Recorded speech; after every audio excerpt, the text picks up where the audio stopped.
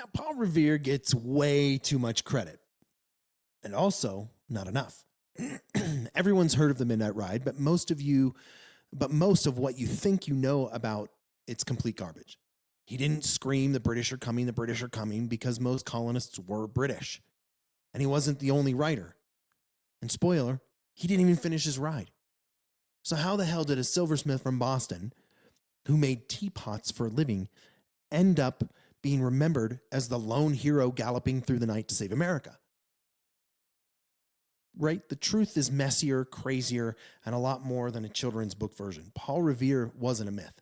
He was part of a revolutionary alarm system that actually worked. And the reason you know his name today has more to do with the poet making up stuff almost a century later than anything Revere actually did that night.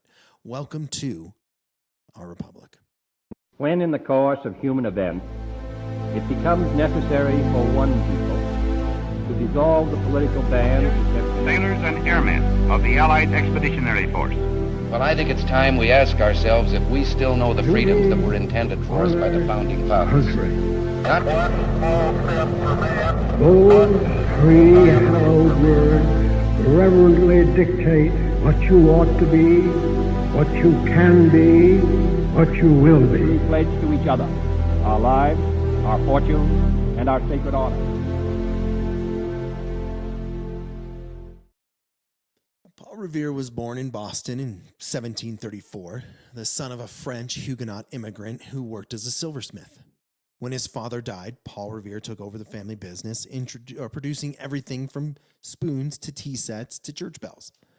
By trade, Paul Revere was an artisan. By temperament, he was something else. Restless, connected, and deeply involved in Boston's political life. Boston, in the 1760s and the 1770s, was a pressure cooker. British taxes, soldiers quartering in the city, and the rising anger turned taverns into hotbeds of revolution. Revere joined the Sons of Liberty, becoming not just a blacksmith, but a courier, engraver, and propagandist. One of his most famous works was the engraving of the Boston Massacre in 1770. It wasn't exactly accurate, but it showed the British soldiers as cold-blooded killers firing in unison on helpless colonists. But accuracy wasn't the point. Outrage was the point. And Revere's engraving delivered outrage in spades. By 1774, he was part of the underground network of messengers who carried news and plans between British patriots across New England. And on the night of April 18th, 1775, British troops prepared to march out of Boston towards Lexington and Concord. Their mission to arrest rebel leader Sam Adams and John Hancock and seize colonial weapons. Revere and fellow writer William Dawes were sent to spread the alarm. Later, Dr. Samuel Prescott joined them. It wasn't one lone writer, but a relay of patriots crisscrossing the countryside, waking militias and warning towns. And there's also another one we're going to talk about later, Sybil Ludington. We have a whole episode designed for her later. And no, Revere didn't shout, "The British are coming, the British are coming." Most colonists still considered themselves British. What he actually warned them was, the regulars are out or the redcoats are on the march. Subtle difference, but important. Revere made it as far as Lexington, where he did warn Hancock and Adams. But on the road to Concord, he was captured by British patrol. Prescott escaped and carried the warning further. So technically, Paul Revere didn't finish the ride, but the alarm still spread, militias mobilized, and the very next morning, shots were fired at Lexington and Concord, the start of the American Revolution. So why do we remember Revere over Dawes or Prescott? The answer came nearly a century later when poet Henry Wadsworth Longfellow wrote The Midnight Ride of Paul Revere in 1861. Longfellow's version was dramatic, patriotic, and perfect for rallying Americans on the eve of the Civil War.